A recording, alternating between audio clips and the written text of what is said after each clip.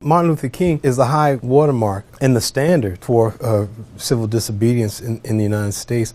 What's so sad, though, is that he is such an exception. I think Martin Luther King would be greatly disappointed that 45 years later, that we have the rise of these prosperity gospel who's really not concerned with making a more just pie. They're just telling their folk to get a bigger piece of the unjust pie.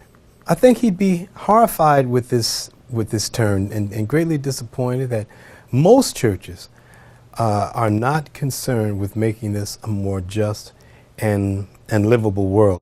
I think Dr. King would insist that faith leaders need to continue to be a voice for the least of these on a range of social issues in terms of being a stewardship for all of God's creation and looking out for those who are pushed to the margins. I think he would insist that Christian leaders who are comfortable with these things are in fact not doing their job. As far as the faith community involved in justice, social justice issues in the American political wheel, I think it's all too small.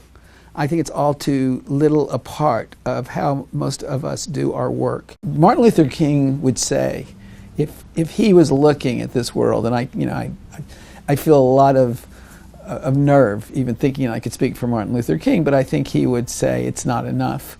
I think he'd say that we're really falling behind. We're really failing at getting the job done. He also was living at a moment of injustice that was so up front in our faces. It was part of the American fabric. Not that there's not plenty of injustices, but the idea that the color of a human being's skin should determine whether or not they got into school, or whether or not they got to sit on which part of a bus, or whether or not they got a job or could live in a neighborhood. I mean, the outrageousness of that was such that I think he had a moment in time where his passion and his compassion really were necessary, and I think he was the person to lead the way.